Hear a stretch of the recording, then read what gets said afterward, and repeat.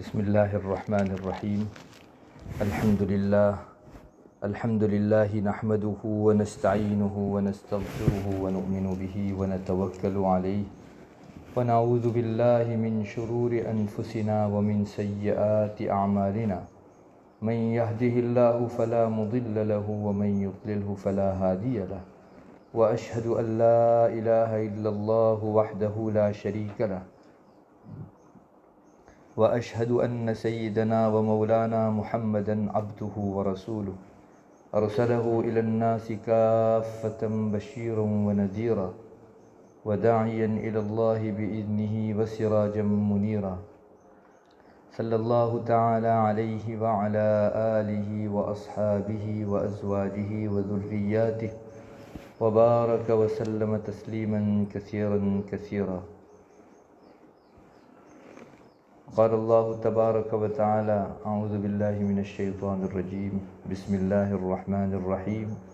وعباد الرحمن الذين يمشون على الأرض هونا وإذا خاطبهم الجاهلون قالوا سلاما والذين يبيتون لربهم سجدا وقياما. وقال رسول الله صلى الله عليه وسلم الدنیا کلها متاع وخیر متاع الدنیا المرأة الصالحہ. معزز و محترم خواتین اسلام، آپ جانتی ہو کہ میں پچھلی کئی مجلسوں سے آپ ماں بہنوں کے سامنے یہ ذکر کر رہا تھا کہ گناہوں پر قابو پانے کا سب سے بہترین ذریعہ اللہ کا ڈر ہے. اگر ہم اپنے دلوں میں اللہ تعالیٰ کا ڈر بسا لیں تو گناہوں سے بچنا ہمارے لیے بہت آسان ہو جائے گا. اور پچھلی چند مجلسوں میں نے ہمارے بڑے بزرگان اور اللہ تعالیٰ کے نیک بندے کس طرح سے اپنے آپ کو گناہوں سے اللہ کا ڈر لا کر بچایا کرتے تھے، اس کے کچھ قصے اور واقعات بھی سنائے. سچی بات یہ ہے کہ جس مومن کے دل میں اللہ کا ڈر ہو وہ گناہوں سے محفوظ رہتا ہے اور نیکیوں کی اس کو توفیق ہوتی ہے، اور جس نے اللہ کا ڈر نکال دیا تو اس کو گناہوں سے بچنے کے لیے بڑی محنت کرنی پڑتی ہے، اور بلا اللہ کے ڈر کے ممکن ہے وہ اپنے آپ کو گناہوں سے نہ بچا پائے. بہت آسان علاج ہمارے بزرگوں نے یہی بتایا ہے کہ اللہ کا ڈر اپنے دلوں میں رکھو، آخرت کا ڈر رکھو، محشر کا ڈر رکھو، قبر کا اور موت کا ڈر رکھو. مجھے ایک دن اللہ تعالیٰ کے پاس کھڑے ہو کر اپنے کچے چٹھے کا حساب دینا ہے، اس بات کا ڈر اپنے دل میں رکھو. انشاءاللہ خود بخود گناہوں کی عادت چھوٹ جائے گی. میری ماں بہنوں، ان میں بھی خاص کر کے ہمارے دلوں میں اللہ کا خوف اور ڈر ہے یا نہیں، اس کی بہترین علامت علماء نے یہ بیان فرمائی ہے کہ اللہ کا ڈر آنے کے بعد آپ کی آنکھوں میں آنسو آ جائے اور آپ کے دل کی دنیا بدل جائے، تو یوں سمجھنا چاہیے کہ انشاءاللہ اللہ تعالیٰ نے سچا ڈر ہمارے دلوں کے اندر اپنا ڈال دیا ہے. اس لیے روایتوں میں یہ بھی آتا ہے کہ اگر تم رو سکو تو روو، نہ رو سکتے ہو تو کم سے کم رونے کی شکل بناؤ.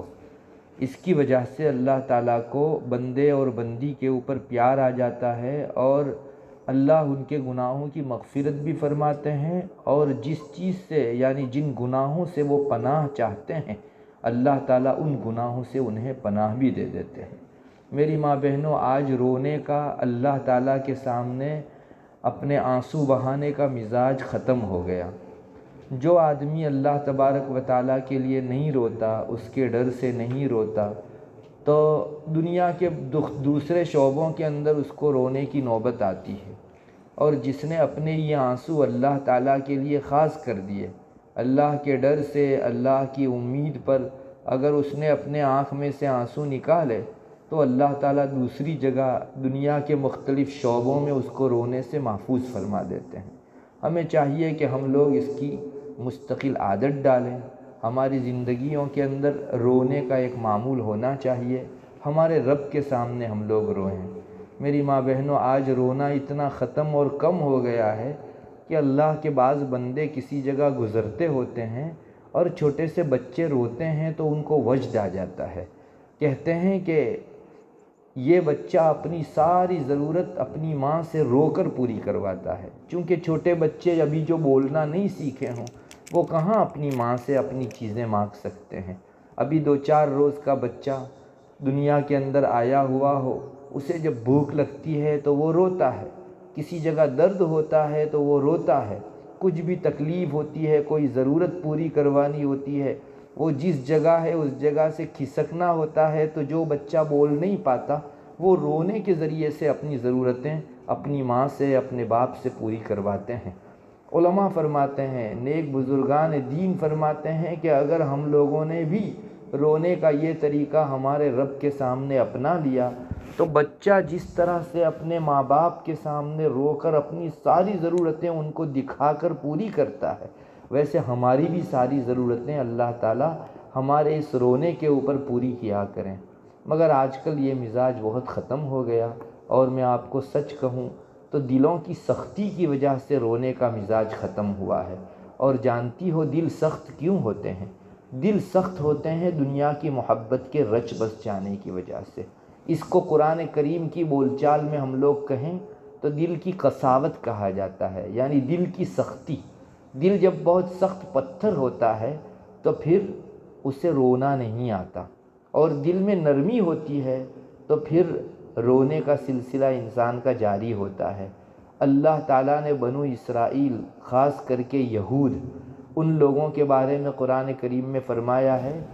بہت سارے ان کے چکیں اور گناہ قرآن نے ذکر کیے یہودیوں کے، اور اس کے بعد قرآن کریم کہتا ہے ثم قست قلوبکم من بعد ذلک فہی کالحجارۃ او اشد قسوہ، پھر تمہارے دل اے یہودیوں سخت ہو گئے، پتھر جیسے سخت ہو گئے یا پتھر سے بھی زیادہ سخت ہو گئے۔ یہ ہمارا رب کہتا ہے، چونکہ یہودی لوگ دنیا میں اتنے رچ بس گئے تھے کہ اپنے رب کی یاد بھلا دی تھی انہوں نے، اور اللہ کی یاد ہی میں دل کی نرمی ہے، اس کی کتاب کی تلاوت میں دل کی نرمی ہے، اور دنیا کی محبت کے اندر پڑ جانے میں، چیز اور اپنی ضرورتوں کے پیچھے پڑ جانے کے اندر انسان کا دل آہستہ آہستہ سخت ہونا شروع ہو جاتا ہے، جس کو قساوت کہتے ہیں، اور قرآن یہی کہتا ہے پھر اے یہودیو تمہارے دل سخت ہو گئے جیسے پتھر سخت ہوتا ہے، بلکہ قرآن کہتا ہے وَأَشَدُّ قَسْوَةً، پتھر سے بھی زیادہ سخت تمہارے دل سخت ہو گئے۔ وَإِنَّ مِنَ الْحِجَارَةِ لَمَا يَتَفَجَّرُ مِنْهُ الْأَنْهَارُ، ارے پتھروں میں سے تو بعض پتھر ایسے بھی ہوتے ہیں جہاں سے نہریں بہہ پڑتی ہیں، یعنی پتھر میں سے بھی پانی نکلتا ہے۔ آپ کو کبھی ایسی جگہوں کے اوپر جانے کا اتفاق ہوا ہو کہ جہاں پتھروں میں سے پانی ابل کر باہر آتا ہے، چشمے بہت سارے پتھر میں سے ابل کر آتے ہیں، اس کا نقشہ قرآن کھینچتا ہے اور یہ کہتا ہے وَإِنَّ مِنَ الْحِجَارَةِ لَمَا يَتَفَجَّرُ مِنْهُ الْأَنْهَارُ، پتھروں میں سے بھی کبھی کبھی تو نہریں جاری ہو جاتی ہیں اور پانی وہاں سے بہنے لگتا ہے۔ کشمیر ہے اور دوسرے وہ علاقے جہاں بڑے بڑے فالس ہیں اور دھود ہیں، ان جگہوں کے اوپر آپ جا کر دیکھیں گے تو ایسا ہی محسوس ہوتا ہے کہ پتھر میں سے پوری نہر بہہ رہی ہے اور پورا پانی بہتا ہے۔ تو ہمارا رب کہتا ہے کہ کون کہتا ہے کہ پتھر سخت ہے؟ پتھر کے اندر سے بھی پانی نکلتا ہے، لیکن ان کے دل اتنے سخت ہے کہ ان کے دل کی پتھریلی زمین کے اندر سے کبھی کوئی پانی کا قطرہ آنکھ کے واسطے سے آنسو کے ذریعے باہر نہیں نکلتا۔ وَإِنَّ مِنَ الْحِجَارَةِ لَمَا يَتَفَجَّرُ مِنْهُ الْمَاءُ وَإِنَّ مِنْهَا لَمَا يَشَّقَّقُ فَيَخْرُجُ مِنْهُ الْمَاءُ، بعض پتھر ایسے ہیں جو پھٹ پڑتے ہیں اور ان میں سے پانی بہنا شروع ہو جاتا ہے۔ یہ بھی اللہ تعالیٰ کی قدرت کا عجیب کرشمہ ہے کہ بعض پتھر اللہ تعالیٰ کی قدرت سے بیچ میں سے پھٹ جاتے ہیں اور وہاں سے پھر ایک چشمہ، ایک جھرنا جاری ہوتا ہے، اور ایسا ہی معلوم ہوتا ہے کہ پتھر کے دل کے اندر سے پانی نکل رہا ہے۔ ہمارا رب اسی کو کہتا ہے وَإِنَّ مِنْهَا لَمَا يَشَّقَّقُ فَيَخْرُجُ مِنْهُ الْمَاءُ وَإِنَّ مِنْهَا لَمَا يَهْبِطُ مِنْ خَشْيَةِ اللَّهِ، بہت سے پتھر پہاڑوں کے اوپر سے نیچے گر پڑتے ہیں اللہ تعالیٰ کے خوف و خشیت سے۔ وَمَا اللَّهُ بِغَافِلٍ عَمَّا تَعْمَلُونَ، اے یہودیو، اے لوگو، تم لوگ جو کرتے ہو نا، اللہ تعالیٰ تمہارے کرتوت سے غافل نہیں ہے، بے خبر نہیں ہے، اس کو سب پتہ ہے۔ میری ماں بہنوں، اس آیت کریمہ کے اندر ہمارے رب نے کیا فرمایا؟ یہی کہ پتھر سے بھی کبھی پانی نکل پڑتا ہے، ابل پڑتا ہے، لیکن انسان گناہ کرتے کرتے دل میں اتنی سختی پیدا کر لیتا ہے کہ آنکھ سے مدت ہو گئی ایک آنسو بھی نہیں نکلتا۔ میری ماں بہنوں، ہمیں سوچنا چاہیے کہ ہمارے دل میں ڈر تو کہیں غائب نہیں ہو گیا، اس لیے کہ جن کے دل میں اللہ کا ڈر ہوتا ہے ان کی آنکھ میں آنسو رہتے ہیں۔ اسلام اس کو بہت پسند کرتا ہے کہ مومن اپنے رب کے سامنے رویا کرے، اپنے اللہ کے سامنے اپنے آنسو بہایا کرے۔ آپ یقین جانو، آپ کی آنکھوں سے آنسو کا نکلنا گناہوں کو دھو دینے والی چیز ہے، اور اللہ تعالیٰ دنیا اور آخرت ہر جگہ آپ کو کامیابیوں سے نوازیں گے اگر آپ نے اپنے رب کے سامنے رونا سیکھ لیا۔ ہمیں چاہیے کہ ہم لوگ یکسوئی کے اوقات میں، خاص کر کے تہجد کے وقت میں صبح اٹھیں اور ہمارے آنکھ سے آنسو نکلے تب تک ہمارے رب سے دعائیں مانگتے رہیں، دنیا آخرت کی برائیوں سے پناہ چاہتے رہیں، اور دل کا کنیکشن اللہ تعالیٰ سے جوڑ دیں۔ ایک مرتبہ دل اللہ سے جڑ جائے گا تو خود بخود دل میں نرمی پیدا ہوگی اور ہمارے آنکھوں سے آنسو بہہ پڑیں گے۔ اور جس نے اپنی آنکھ کو آنسوؤں سے تر کیا، اتنے بڑے بڑے وعدے ہیں میری ماں بہنوں کہ رسول اللہ صلی اللہ علیہ وسلم نہ فرماتے تو ہمیں تو یقین بھی نہ آتا۔ چنانچہ حدیث شریف میں آپ صلی اللہ علیہ وسلم نے 7 ایسے لوگوں کا ذکر کیا جن لوگوں کو اللہ تعالیٰ کل عرش عظیم کا سایہ عطا کرے گا۔ آپ کو معلوم ہونا چاہیے کہ کل محشر کے میدان میں اولین آخرین سب کو جمع ہونا ہے اور اپنے کیے دھرے کا حساب دینا ہے۔ زندگی میں تم نے یہ کام کیوں کیا، یہ کام کیوں کیا، یہ پیسہ یہاں کیوں خرچ کیا، یہاں کیوں خرچ نہیں کیا، ادھر نگاہ کیوں ڈالی، ادھر کی نگاہ کیوں نہیں ڈالی، یہ کیوں سوچا، یہ کیوں نہیں سوچا۔ میری ماں بہنوں، قرآن کریم تو کہتا ہے ما لہذا الکتاب لا یغادر صغیرۃ ولا کبیرۃ الا احصاها۔ کل کو قیامت کے دن انسان کے پاس اعمال نامہ رکھا جائے گا تو انسان کہے گا کہ اس اعمال نامے کو کیا ہو گیا، نہ تو چھوٹا گناہ چھوڑتا ہے اور نہ بڑا گناہ، سب اس نے لکھ دیا ہے اپنے اندر۔ علماء فرماتے ہیں کہ چھوٹے گناہ سے مراد مسکرانا ہے اور بڑے گناہ سے مراد زور سے ہنسنا ہے۔ آپ کو معلوم ہوگا بے موقع بھی کبھی ہنسی گناہ بن جاتی ہے، بے موقع مسکراہٹ بھی کبھی گناہ بن جاتی ہے۔ تو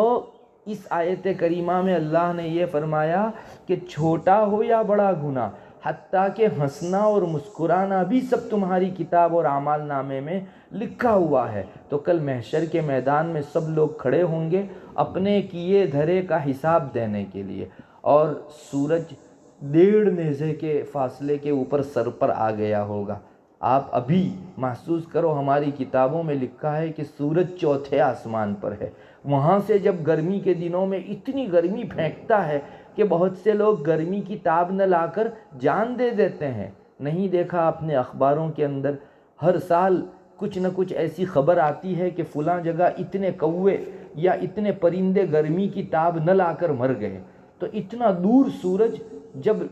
ہماری جان کے لیے جان لیوا ہو سکتا ہے تو 1.5 نیزے کے اوپر جب سورج آ جائے گا تو کتنا زیادہ گرم ہوگا۔ پورے محشر کے اندر گرمی کا ایک ماحول ہوگا، کوئی پسینے کے اندر اپنے ٹخنوں کے تک، اور کوئی گھٹنوں تک، کوئی کمر تک، کوئی اپنے کندھوں تک، اور کوئی پورے سر کے ساتھ اندر ڈوب چکا ہوگا۔ اس وقت 7 قسم کے لوگ وہ ہوں گے کہ جن کو اللہ تعالیٰ اپنے عرش عظیم کا سایہ نصیب کرے گا، اور عرش کا سایہ یعنی ٹھنڈک ہی ٹھنڈک۔ سورج کی گرمی سے یہ لوگ محفوظ، اور وہ کون لوگ ہوں گے؟ تو حدیث شریف میں آتا ہے کہ 7 قسم کے اعمال جنہوں نے کیے ہوں گے ان لوگوں کو اللہ تبارک و تعالیٰ عرش عظیم کا سایہ عطا کرے گا۔ اور الحمدللہ 7 قسم کے لوگوں کو رسول اللہ صلی اللہ علیہ وسلم نے اس حدیث شریف میں بیان بھی فرمایا ہے۔ ان میں سے ایک آدمی وہ ہے کہ جس کی آنکھ اللہ تبارک و تعالیٰ کے ڈر سے آنسو والی ہو گئی، اللہ تعالیٰ کی یاد اس کے دل میں آئی اور اس کی آنکھ سے آنسو ڈبڈبانے لگے۔ ایک وہ آدمی بھی ہے جس کو اللہ تعالیٰ کل عرش عظیم کا سایہ عطا کرے گا۔ سب لوگ تو پسینے کے اندر شرابور ہوں گے اور پسینے کے سمندر کے اندر ڈوبے ہوئے ہوں گے، لیکن یہ 7 قسم کے لوگ، جن میں سے ایک یہ بھی ہے کہ جس نے تنہائی میں اپنے رب کو یاد کیا اور اس کے دل میں اللہ کی یاد اتنی تازہ ہو گئی، اللہ کا خوف و خشیت و ڈر اتنا تازہ ہو گیا کہ اس کی آنکھ سے آنسو جاری ہو گئے۔ بس یہ ایک عمل اللہ کو اتنا پسند، حدیث شریف میں آتا ہے کہ اللہ تعالیٰ اس کی بنیاد پر محشر میں جب سب لوگ پریشان ہوں گے، اللہ تعالیٰ اس بندے کو خاص اپنے عرش عظیم کا سایہ عطا کرے گا۔ اس سے بڑی خوش قسمتی اور کیا ہو سکتی ہے؟ اسی لیے میری ماں بہنوں، ہمیں اس کی عادت ڈالنی چاہیے کہ ہم لوگ اپنے رب کے حضور دل کے ساتھ نماز میں بھی کھڑے رہیں، دعا میں بھی ہمارے دل کی آواز ہمارے ساتھ رہنی چاہیے۔ اگر اس چیز کو ہم نے کرنا سیکھ لیا تو ہماری آنکھ جو ہے آنسوؤں سے تر ہونا سیکھ لے گی، اور اللہ تعالیٰ اس کی برکت سے ہم کو جب سب لوگ پسینے میں کل محشر کے میدان میں شرابور ہوں گے، اپنے عرش عظیم کا سایہ عطا کرے گا، اور ہم ان 7 خوش قسمت قسم کے لوگوں میں سے ہو جائیں گے جن کو اللہ تبارک و تعالیٰ میدان محشر میں اعزاز بخشے گا۔ اسی طرح رونے کے سلسلے میں حضرت عبداللہ ابن عباس رضی اللہ تعالیٰ عنہما سے ایک اور روایت بھی مروی ہے۔ کہتے ہیں کہ نبی اکرم صلی اللہ علیہ وسلم نے ارشاد فرمایا کہ 2 آنکھیں ایسی ہوگی جن 2 آنکھوں کو آگ جہنم کی بالکل نہیں چھوئے گی۔ ان میں سے ایک آنکھ تو وہ کہ جو بیچ رات میں اللہ تعالیٰ کے ڈر سے روئی۔ پہلی آنکھ جس کو جہنم کی آگ نہیں چھوئے گی، یہ وہ آنکھ ہوگی جو بیچ رات کے اندر اٹھ کر یا اپنے ہی بستر کے اوپر اللہ تعالیٰ کے ڈر سے رو پڑی، اللہ تعالیٰ کی خشیت سے رو پڑی۔ اور دوسری وہ آنکھ جس کو جہنم نہیں چھوئے گی، جس نے اللہ تعالیٰ کے راستے میں سرحد کی چوکی داری کی۔ آپ کو معلوم ہونا چاہیے کہ اسلامی سلطنت جب ہوتی ہے تو اسلامی سلطنت کے سپاہی سرحدوں کی حفاظت کرتے ہیں، چوکی داری کرتے ہیں۔ تو جو آنکھیں سرحد کے اوپر اسلام کی سلطنت کی حفاظت کرنے کے لیے بیدار رہتی ہیں، ان آنکھوں کو بھی اللہ تعالیٰ جہنم کی آگ سے محفوظ رکھیں گے۔ اور دوسری وہ آنکھ جس کو میں ابھی ذکر کرنا چاہتا ہوں، رسول اللہ صلی اللہ علیہ وسلم نے فرمایا اللہ کے ڈر سے بیچ رات کے اندر ان آنکھوں کے اندر آنسو آ گئے۔ وہ کسی اور چیز کی وجہ سے آنے والے آنسو نہیں۔ آج دنیا میں لوگ اپنے مقصد کے لیے کہاں نہیں روتے؟ کسی کا بچہ گم ہو گیا ہو تو روتا ہے، کسی کو تجارت میں نقصان گیا ہو تو روتا ہے، کسی کو اپنے بدن میں درد ہوتا ہے تو روتا ہے، کوئی دوسرے کی تکلیف کو دیکھ کر روتا ہے۔ لیکن ایک رونا یہ بھی ہے کہ اللہ تبارک و تعالیٰ کے ڈر سے انسان کی آنکھوں کے اندر آنسو آ جائے۔ یہ وہ شخص جس کو اس کی آنکھ اللہ تبارک و تعالیٰ جہنم کے اوپر پیش نہیں فرمائیں گے، چونکہ اس نے اللہ کے ڈر سے اپنی آنکھوں کو آنسوؤں سے تر کیا۔ میری ماں بہنوں، یہ آنکھیں یقیناً بہت قابل مبارکباد ہے جو نم ہو گئی، جن کے اندر آنسو آ گئے محض اللہ تعالیٰ کے ڈر سے، اور بیچ رات کی قید لگائی اس لیے کہ یہ یکسوئی کا وقت ہوتا ہے۔ آپ بھی کبھی دیکھیے، دن بھر کبھی ممکن ہے شاید آپ اللہ کے سامنے رونا چاہو تو آنکھ میں آنسو نہ آئے، لیکن تجربہ کر کے دیکھ لیجئے، رات کو جب آنکھ کھلے اس وقت مصلی بچھائیے، وضو کر کے 2 رکعت نماز پڑھیے اور اللہ تعالیٰ کے حضور ہاتھ اٹھائیے۔ خاص کر کے رات کا آخری پہر جس میں اللہ تبارک و تعالیٰ کی تجلیاں دنیا کے آسمان کے اوپر خوب پڑتی ہیں، اس وقت اگر آپ ہاتھ اٹھاؤ گی، مجھے یقین ہے کہ اگر آپ یکسوئی کے ساتھ اپنے دل کی آواز کے ساتھ دعا مانگو گی، آپ کی آنکھ میں دعا ختم نہیں ہوگی، اس سے پہلے آنسو ضرور آ جائیں گے۔ رات کی وقت کی اپنی ایک برکت ہے، اس وقت کی اپنی ایک تجلی ہے، اللہ تعالیٰ کے انوارات ہیں، اور کتنے ہی بندے اور بندیاں اس وقت دنیا میں ایسے ہیں۔ ہم لوگ تو رات کو میٹھی نیند سوتے رہتے ہیں اور بستروں کو آباد کرتے ہیں، لیکن ان کی آنکھیں اللہ تعالیٰ کے حضور بیچ رات میں اٹھ کر مصلی پر نماز پڑھنے کے ساتھ ساتھ اللہ کے سامنے روتی ہے۔ ان کا اللہ تعالیٰ کے ساتھ ایک کنیکشن ہے، ایک تعلق ہے۔ اسی لیے میری ماں بہنوں، ہم نے تو بڑوں سے سنا کہ جو بندہ اور بندی رات کو اٹھ کر اللہ کے سامنے روتے ہیں، ان سے بہت ڈرا کرو، ان سے بہت ڈرا کرو، ان کا دل دکھانے سے بچا کرو، اس لیے کہ ان کا ڈائریکٹ کنیکشن ہے۔ اللہ نہ کرے یہ روزانہ اللہ کے دربار میں جب جاتے ہیں رات کو روتے ہیں، تو ہم نے اگر دن میں کوئی تکلیف پہنچائی اور رات کو وہ اٹھ کر ہماری شکایت اللہ تعالیٰ کے سامنے کر دیں گے تو ہمارا تو بیڑا غرق ہو جائے گا، اس لیے کہ ان کا پہلے سے اللہ سے تعلق، روزانہ اپنے رب سے وہ بات کرتے ہیں، روتے ہیں، آنکھیں نم ہو جاتی ہے ان کی، تو یہ اللہ تعالیٰ سے قربت، اللہ تعالیٰ کی نزدیکی کی علامت ہے کہ رات کو اٹھ کر ہم لوگ ہمارے رب کے سامنے آنسو بہانے اور ہماری آنکھوں سے رونے کا سامان پیدا کریں۔ میری ماں بہنوں، اگر آپ کو اللہ کی نزدیکی چاہیے ہے، اللہ کی ولایت چاہیے ہے اور اللہ تعالیٰ کا تقرب چاہیے ہے تو رات کے رونے کا معمول بناؤ۔ نماز میں بھی بہت سارے بندے بندیاں اپنے رب سے روتے ہیں، اور امید ہے اللہ سے کہ جس نے اپنے رب کے حضور اپنی ضرورتیں اور حاجتیں پیش کی، جو اپنے رب کے سامنے رو دیا، اللہ تعالیٰ دوسرے دروں سے اس کو رونے سے محفوظ فرما دیں گے۔ تو بہرحال دو بڑے بڑے وعدے آئے، ایک تو جو آنکھیں اللہ کے ڈر سے روتی ہیں، کل کو اللہ تعالیٰ اس رونے کی برکت سے سب لوگ جب پسینے میں شرابور ہوں گے، اس وقت اس آدمی کو عرش عظیم کا سایہ عطا کریں گے۔ اور دوسرا، اس روایت کے اندر ایک بہت بڑا وعدہ ہمارے رب نے فرمایا، وہ یہ ہے کہ اللہ تبارک و تعالیٰ جس آنکھ نے اللہ کے ڈر سے اپنے اندر آنسو لا دیے، اس آنکھ کو جہنم کے عذاب سے بچاوے گا۔ علماء فرماتے ہیں کہ سوچئے، صرف آنکھ کو اللہ تعالیٰ عذاب نہیں دے گا اور بدن کے دوسرے حصے کو عذاب دے گا، نہیں، مطلب یہ ہے کہ جو آنکھ روئی اس کی برکت سے آنکھ تو جہنم کے عذاب سے محفوظ رہے گی ہی، بدن کا پورا حصہ، چہرے کے بقیہ جو بھی اعضاء ہیں وہ سب اس رونے کی برکت سے اور آنکھ میں آنسو آ جانے کی برکت سے اللہ تعالیٰ کے عذاب سے اور جہنم کے عذاب سے محفوظ رہیں گے۔ تو ہمیں اس کا بھی اہتمام کرنا چاہیے کہ ہمارے دل کے اندر ہمارے رب کا ڈر پیدا ہو اور اس کی وجہ سے ہماری آنکھیں نم ہو جائیں۔ حضرت ابو ہریرہ رضی اللہ تعالیٰ عنہ کی ایک روایت ہے، فرماتے ہیں نبی اکرم صلی اللہ علیہ وسلم نے ارشاد فرمایا کہ کل جب قیامت کا دن بپا ہوگا، اس وقت ہر آنکھ رونے والی ہوگی، ہر ایک کی آنکھ سے آنسو جاری ہوگے، یعنی ہر آدمی حسرت میں ہوگا، بندہ اور بندی تمام افسوس کے اندر اپنی آنکھوں سے جو ہے آنسو نکال رہے ہوں گے، مگر ایک وہ آنکھ کل کو رونے والی نہیں ہوگی جو اللہ تعالیٰ کی حرام کردہ چیز کے اوپر نظر پڑی نہیں کہ انہوں نے اپنی نظر کو جھکا لیا،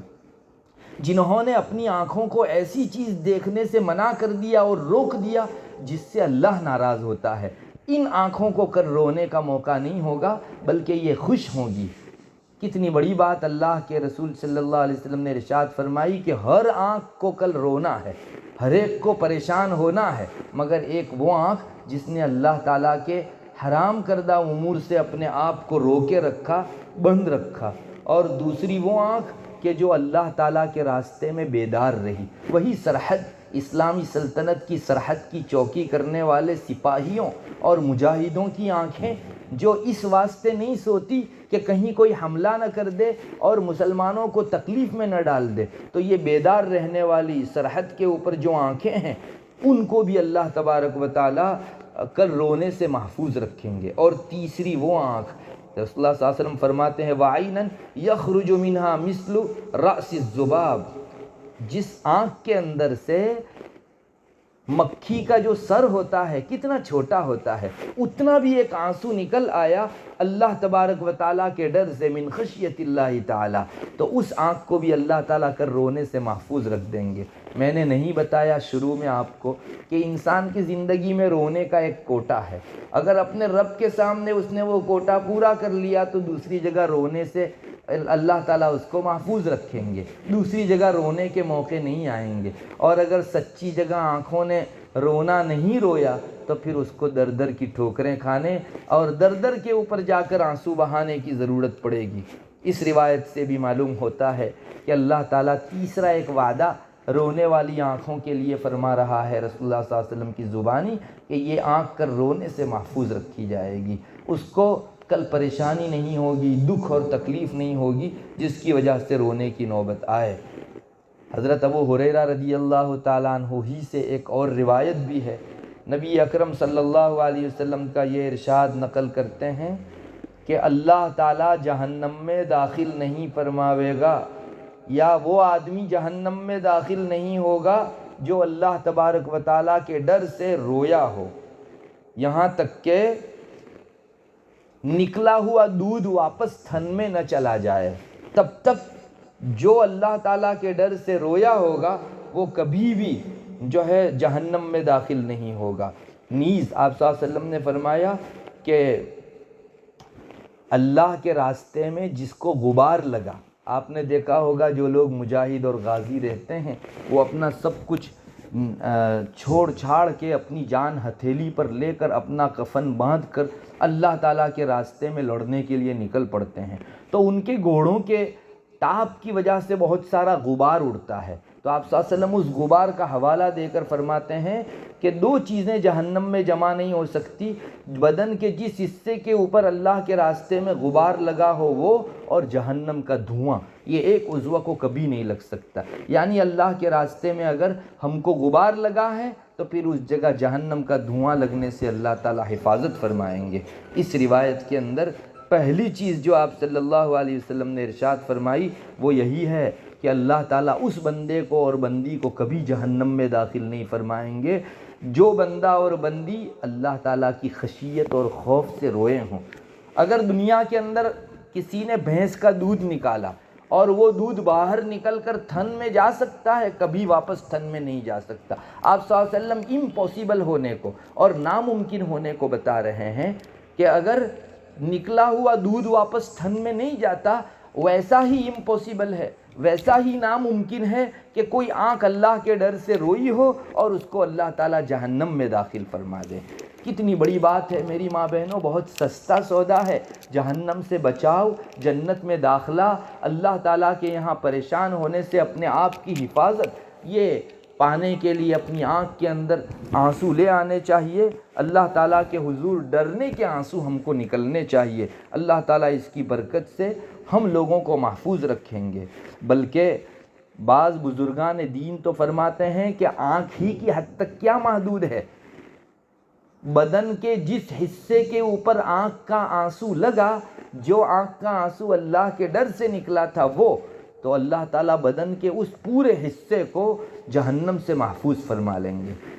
چنانچہ حضرت عون ابن عبداللہ وہ فرماتے ہیں کہ ہم کو بڑوں سے اطلاع پہنچی ہے، یہ خبر پہنچی ہے کہ بدن کے جس حصے کے اوپر اللہ کے ڈر سے نکلا ہوا آنکھ کا آنسو لگے گا، بدن کا وہ حصہ اللہ تعالیٰ جہنم کی آگ پر حرام فرما دیں گے۔ اس لیے میری ماں بہنوں، بعض بندے تو ایسے ہیں کہ جو آنکھ کے ان آنسوؤں سے اپنا پورا چہرہ رنگ لیتے ہیں اور دوسری مرتبہ پھر اپنے ہاتھ اور پاؤں کے اوپر اس کا اثر لگا دیتے ہیں۔ وہ گیلا پن، وہ رطوبت، وہ جو ہے بدن کے مختلف حصوں پر لگا کر اپنے پورے بدن کو آنسوؤں سے گھیرتے ہیں۔ اس مرتبہ جب رونا آیا تو جس قدر آنسو نکلے اس سے اپنے ہاتھ کا کچھ حصہ رنگ دیا، اور بعد میں چل کر ہاتھ کا بقیہ حصہ اس آنسو سے تر کر لیا اور اس کو پونچھ لیا اس جگہ۔ بدن کے مختلف حصوں تھوڑا تھوڑا کر کے پورے بدن کے اوپر وہ اپنے آنسو اس طرح سے لگا دیتے ہیں۔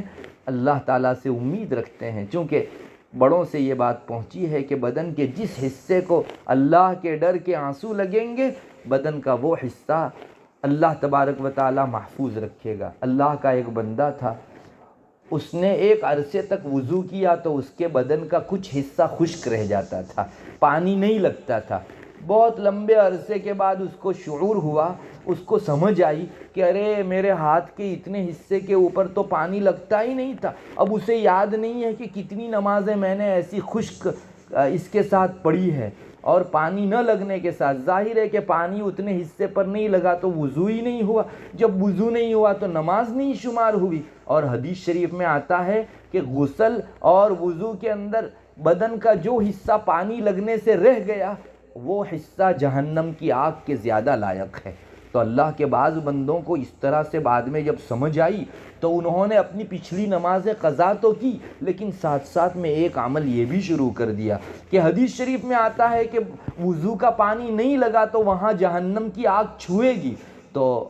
ان حدیثوں پر عمل کرتے ہوئے یہ ہم لوگ کر لیں کہ جس حصے بدن کے اوپر آنکھ کا آنسو لگے گا وہاں جہنم نہیں چھوئے گی، تو خاص اہتمام سے وہ جن جن حصوں کے خشک رہ جانے کا اندیشہ ان کو تھا، اپنے رونے کے بعد اللہ تعالیٰ کے سامنے آنسو بہانے کے بعد وہ آنسو لیتے ہیں اور ہاتھ کے اس حصے کے اوپر لگا دیتے ہیں اور اپنے رب سے کہتے ہیں اللہ اگر میرے اس حصے کو خشک رکھنے کی وجہ سے میری تقدیر میں جہنم کی آگ کا لگنا لکھا ہے تو تیرے رسول کی حدیث کی برکت سے اس آنسو کے لگنے کی جگہ کو جہنم کی آگ سے محفوظ فرما دیجیے۔ کتنا بہترین علاج! ضرورت ہے کہ ہم لوگ بھی ان احادیث کے اوپر یقین رکھیں اور اپنے بدن کے مختلف حصوں کو اللہ تبارک و تعالیٰ نے جو ہم کو رونے کی توفیق دی ہے اور اپنے سامنے گڑ گڑانے کی توفیق دی ہے، اس کے ذریعے سے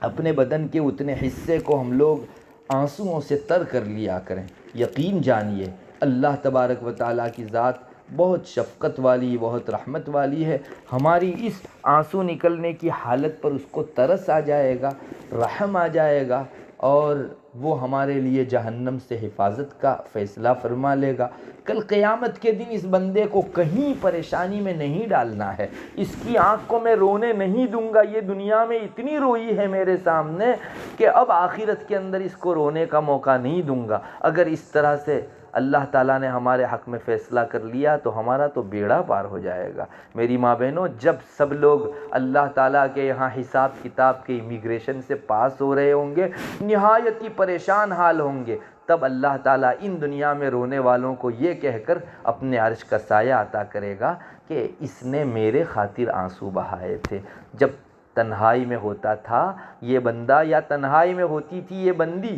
تو اپنے گناہوں کو یاد کرتی تھی اور ان کی آنکھوں میں آنسو آ جاتے تھے کہ اللہ تو نہیں بخشے گا تو اور کون بخشنے والا ہے ہم کو۔ اس کی وجہ سے ان کی آنکھیں نم ہو جاتی تھی۔ اللہ تعالیٰ اس کی لاج رکھیں گے اور کل میدان محشر میں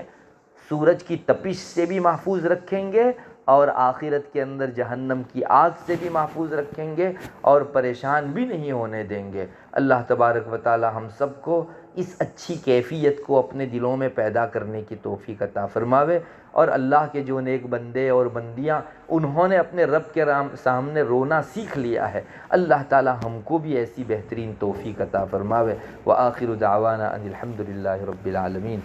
دعا کر لیجئے۔ اللہم انت السلام ومنک السلام تبارکت یا ذا الجلال والاکرام۔ اللہم صلی علی محمد النبی الامی وعلی آلہ وسلم تسلیما۔ ہے اللہ ہمارے گناہوں کو معاف فرما، ہم لوگ بڑے گنہگار ہیں، بہت خطا کار ہیں، بہت سیاہ کار ہیں، چھوٹے بڑے نئے پرانے تمام گناہوں کو معاف فرما۔ ہے اللہ جان بوجھ کر جو گناہ کیے ہیں ان کو بھی معاف فرما، بھول سے اور چک سے جو گناہ ہو گئے ہیں ان کو بھی معاف فرما۔ ہے اللہ ہم نے تو تیرے بھی بہت حقوق پامال کیے، معاف فرما۔ تیری مخلوق اور بندوں کو بھی بہت ستایا۔ ہے اللہ ہماری کوئی حرکت و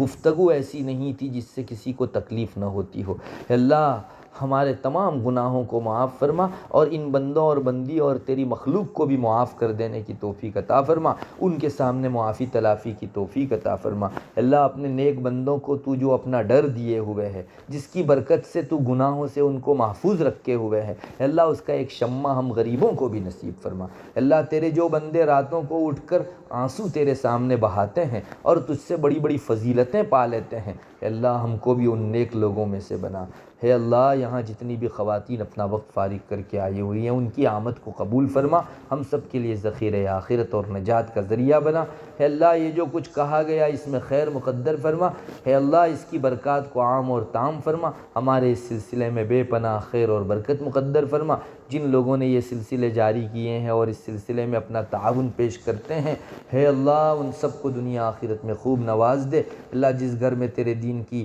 باتیں واعظ کہا سنا جا رہا ہے اس میں بے پناہ خیر اور برکت مقدر فرما، چین سکون قرار امن و اطمینان عطا فرما۔ اللہ جن گھروں میں اس سے پہلے تیرے دین کا واعظ کہا جا چکا ان سب گھروں کو بھی اے اللہ اپنے خاص تجلیات و انوارات سے نواز، جن گھروں میں اس کا اتفاق نہیں ہوا ہے اے اللہ ان کو بھی اے اللہ تو محروم نہ فرما، ہماری دنیا اور آخرت دونوں کو سدھار دے۔ اے اللہ ہمارے مرحومین کی بال بال مغفرت فرما، اے اللہ یہاں ہماری نانی مرحومہ رہتی تھی، نانا مرحوم رہتے تھے، اے اللہ ان کو کروٹ کروٹ چین نصیب فرما، اے اللہ ان کے آخرت کے تمام مراحل آسان فرما دے، اے اللہ ان کے ساتھ بہترین نرمی کا، آسانی کا، خیر کا، بھلائی کا، بخشش کا معاملہ فرما دے، ہمارے اور بھی جتنے مرحومین جا چکے ہیں سب کی بال بال مغفرت فرما دے۔